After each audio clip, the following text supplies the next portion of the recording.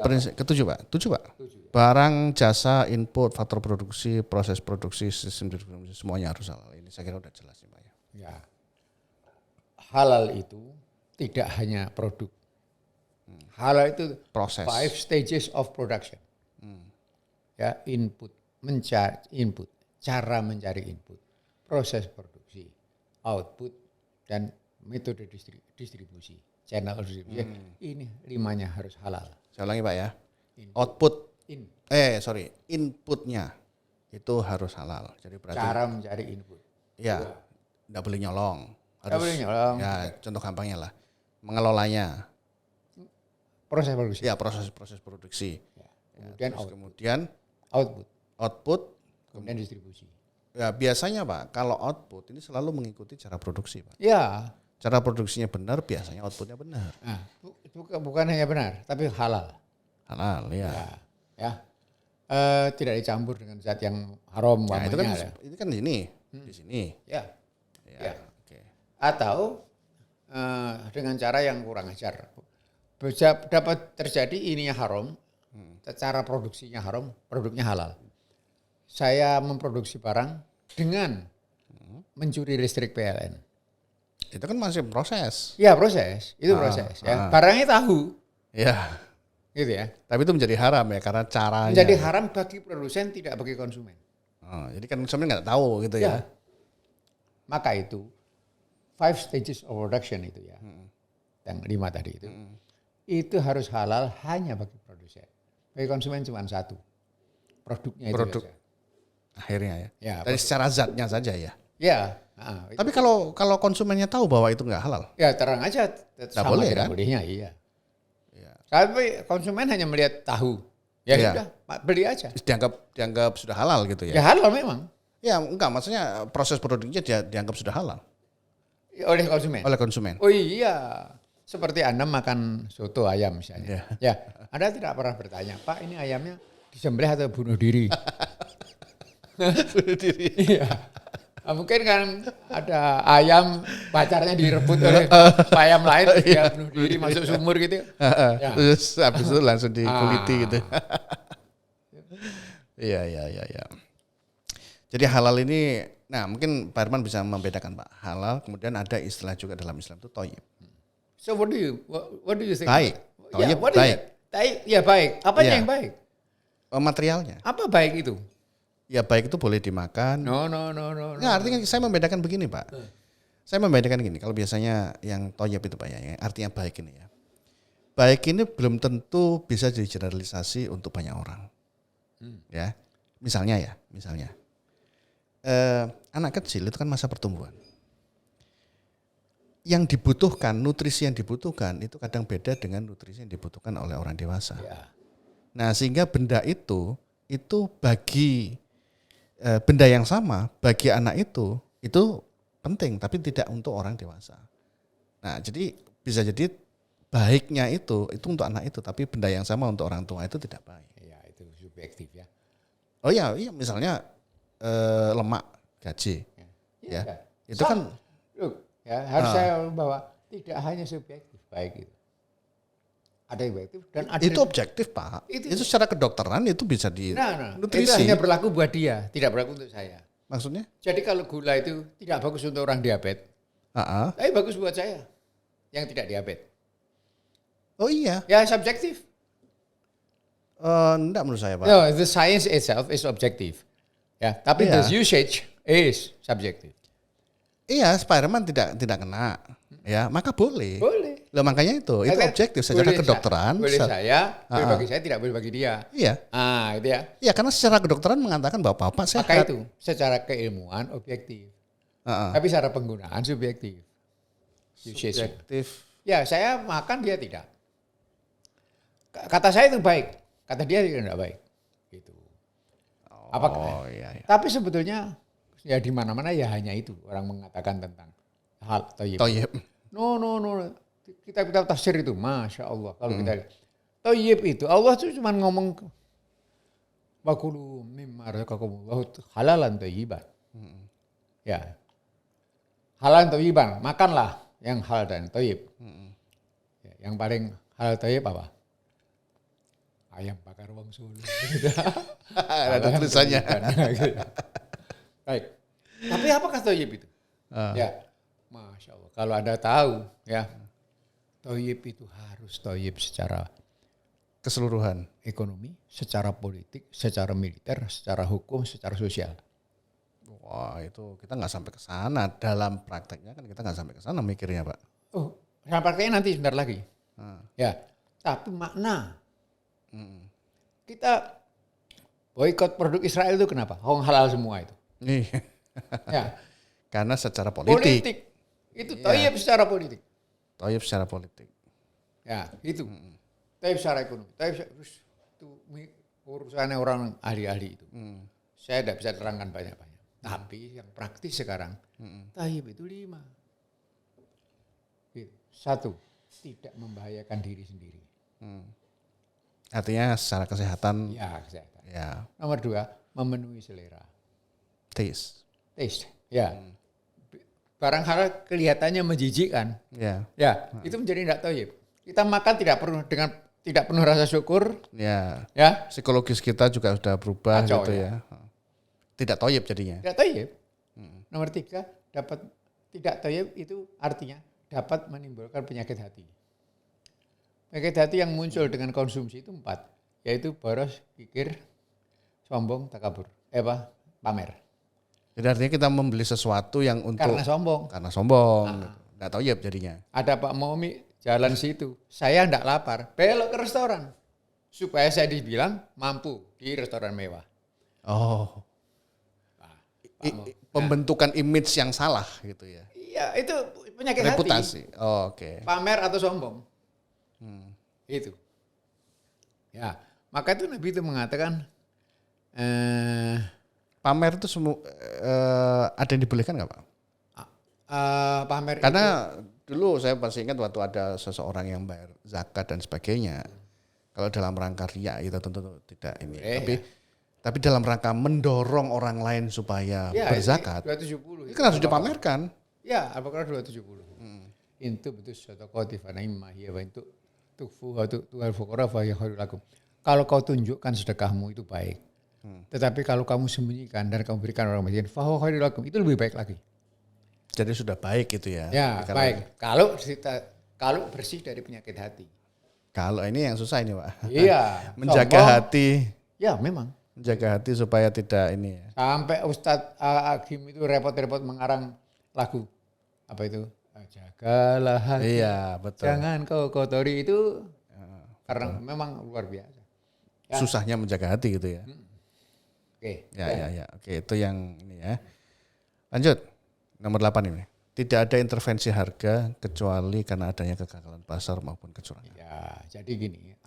Aslinya hadis ini hadis Anas bin Malik ya.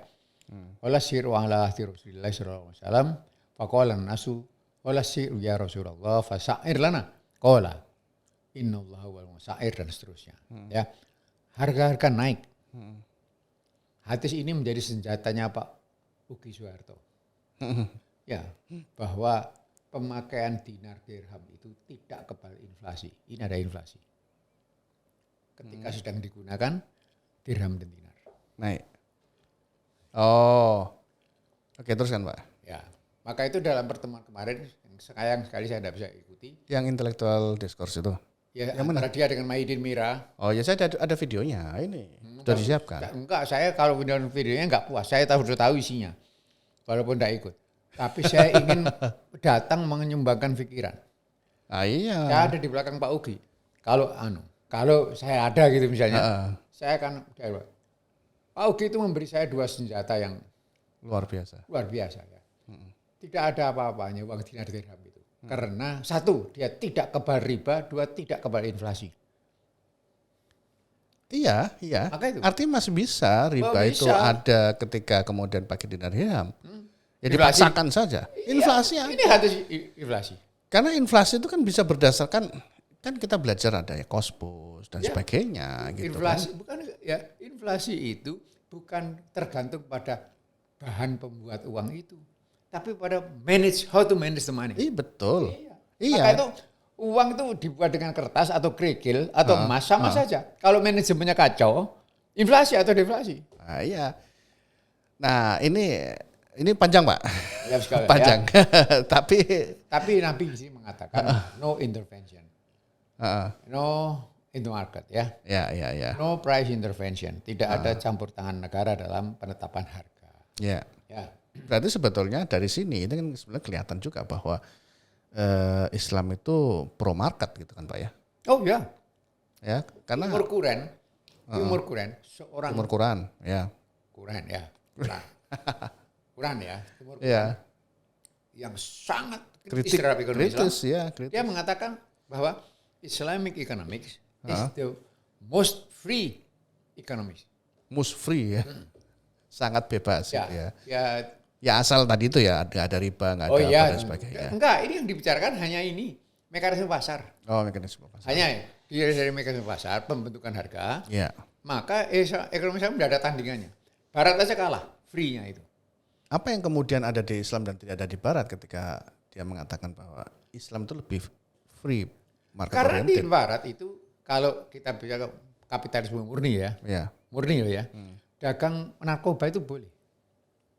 Oke, ya itu udah. Ya, yang sekarang semua negara melarang ya, Ya. katakanlah begitu. Tapi itu boleh, intinya boleh, gitu. Islam itu free tapi hanya dalam turunan yang benar. Itu Timur Quran saya pernah baca.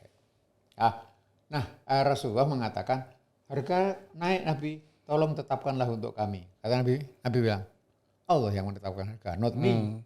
Ya, saya tidak mau menghadap Allah nanti sambil membawa bukti bahwa saya pernah zalim kepada salah satu dari kamu. Apa maksudnya?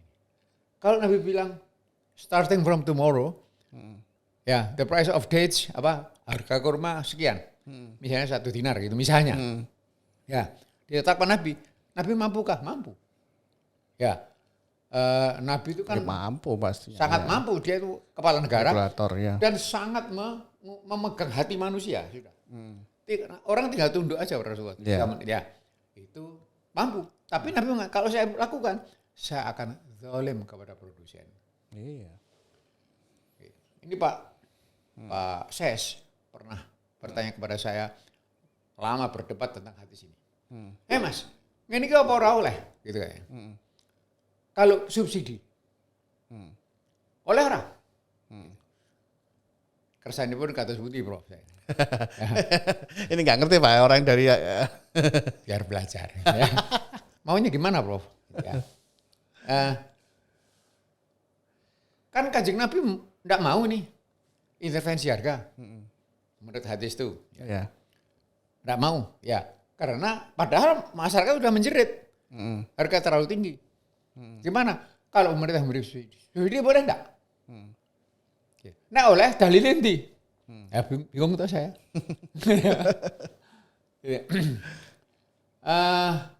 Intinya boleh Prof. Karena kalau subsidi ya, asal tidak yang dijauhi Nabi itu zalim kepada salah satu pihak. Iya. Dalam ini zalim kepada produsen. Ya, kalau Nabi menetapkan floor price, itu Nabi zalim kepada produsen. Ya, menguntungkan konsumen. Kalau ceiling price sebaliknya. Ya, maka floor price dan ceiling price itu boleh kalau tidak ada zalim. Jadi mereka yang dirugikan disubsidi. Yang dirugikan yang disubsidi. Ya, entah produsen, entah konsumen. So, kerjakan aja, silahkan selling price dan floor price. Ngono ya Mas ya. Ya, tapi aku kata ini Pak Ses waktu itu. Lagi ngerti, Islam itu ternyata begini. Luas. Detail dan luasnya, dan detailnya mengurusi kehidupan manusia. Saya tidak ngira ada hadis ini. Ya. Mas, kowe iso dongeng aku sakit bro, dongeng gini tapi nggak pernah. Saya tanya aja, boy bisa nggak dongeng saya tentang ekonomi Islam? Bisa bro, gitu tapi nggak pernah terjadi sih hanya waktu itu tanya gitu. Oke. Iya. Jadi ini menarik Pak, karena mungkin perlu ini ya elaborasi lagi yang lebih detail ya kaitannya dengan sejarah saat itu ya. Jadi ketika harga itu memang naik. Kan kita tahu ya harga naik inflasi itu demand-nya yang tinggi atau supply-nya yang berkurang. Ya. Nah itu yang kemudian kita perlu perdalam lagi. Gitu. Maka itu saya menduga ini. Arab itu kan tidak menghasilkan apa-apa. Ya dari luar lah ya. Semua dari luar. Maka saya menduga, tapi tidak ada buktinya. Ya. Yang dialami para sahabat Nabi ini Zaman adalah itu, ya. imported inflation. Karena transportation cost, Ya, harga karena di asalnya negeri asal itu sudah inflasi. sudah naik. Gitu. Ya. Sehingga terpaksa menjualnya tinggi. Ya, nah kalau alasan itu memang ya susah untuk kemudian regulator menurunkan, tapi mending yang didolimin tadi diberi subsidi. Maka itu dalam hadis ini Nabi tidak bisa. Allahu huwal musair. Allah yang menetapkan harga. Alright. Oke, halaman selanjutnya ini intervensi harga nih sama juga nih Pak ya. Ini terusannya tadi bahwa ini imam, ada dua imam ya. Ya. Imam Sa'roni ya, Imam Son'ani ya, Abdurrahman Al-Maliki secara tegas, kaku mengatakan tidak boleh intervensi harga. Harga dibiarkan mengambang, terbentuk sendiri di pasar. Nanti ada yang didolimi nanti Pak. Enggak ada ini, waktu itu bergerak sendiri. Jadi persis ekonomi klasik. Adam Smith itu mengatakan kalau harga naik biarkan saja, nggak turun sendiri.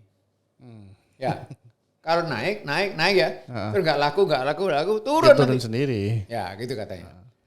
Imam ini Abdurrahman Al-Maliki dalam bukunya itu As-Siyasatul Iqtisadul Al-Muthla ya, itu mengatakan tidak boleh. Maka itu, wah ini gawat ini. UMR haram. Karena itu penetapan upah oleh tangan kekuasaan. Ya, gitu ya Pak ya. Ya, ini Abdurrahman Al-Maliki. Menurut ini. Ya. Menurut ini. Tapi yang bagian paling bawah itu Imam Ibnu Qayyim ya, Ibnu Taimiyah ya, mengatakan boleh kalau ada kecurangan di pasar. Kalau ada kecurangan di pasar, maka pemerintah ada penimbunan, pemerintah turun tangan. Oh ya. Ya. Hoarding ya. Dan seterusnya. Oke, that's all. Yes. Ya, udah tak? Ya. Oke, Pak Herman, sebagai closing Pak, sistem ekonomi Islam Pak untuk yang topik kita kali ini Pak, 2 kali pertemuan dengan kemarin Pak. Closingnya, final statementnya apa nih Pak? Alhamdulillah. Saya ini ya, sebetulnya masih merasa bahwa ekonomi Islam itu memerlukan pemikiran lebih jernih. Seperti apa? Kan gini soalnya itu ya. Masa penjajahan 500 tahun dari Maroko sampai Merauke. Ya.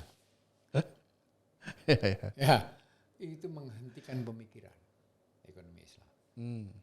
Menghentikan betul-betul. Indonesia 300 tahun. Gitu ya. Maroko sama Merauke sudah ada ya. Semua negara tropis, semua negara Islam kecuali Arab, Saudi. Memang Arab terutama Makkah dijamin Allah tidak akan dijajah sampai kiamat. Ya, memang iya. Nah, katakanlah Maroko sama Merauke menghentikan pemikiran. Nah, maka itu ekonomi Islam waktu itu udah berjalan, arahnya begini. Lalu dipotong oleh blank di 500 tahun itu. Penjajahan. Muncul lagi di sini. Nah, sebetulnya ada kaitannya enggak nih? Munculnya ini dimunculkan tahun 50 oleh Abdul Al-Maududi di India. Ya. Murid-muridnya itu Najatullah Siddiqi, Abdul Manan segala macam itu. Nah, Khursyid Ahmad ya. Dengan pedot ini nyambung di sini. Jadi kayak Sumpiter. Ini nyambung apa tidak ini? Great Gap. Jadi kayak Sumpiter Great Gap ya. Kalau grade-nya komputer di sini. Sebelumnya. Coba. Tidak ada pemikiran apa-apa katanya. Oh, gombal. Maka Ahmad Islahi, Abdul Alim Islahi ya. Itu mengatakan Sumpiter itu gak main itu. Enggak, mestinya Sumpiter tahu, cuman gak mau menceritakan. Rasanya kok begitu Pak. I don't think so. Gak tahu ya. Rasanya seorang peneliti itu enggak mungkin ketika dia hanya melihat satu. Dia kan pasti melihat banyak. Cuman karena ini merasa bahwa oh ini jangan dimunculkan gitu.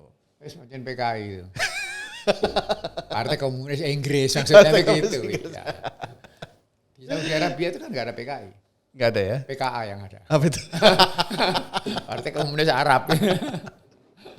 Ya. Baik, Saya kira kita bisa cukupkan Pak Herman ya. Nanti kita akan ketemu lagi dengan topik yang lain lagi. Saya ucapkan terima kasih Pak Herman atas waktunya. Ya mudah-mudahan ini jadi amal jariah untuk kita semuanya Pak. Taisi. Boleh. Okay. Terima kasih. Sekian. Kita jumpa lagi next time insyaallah. Assalamualaikum warahmatullahi wabarakatuh. Waalaikumsalam.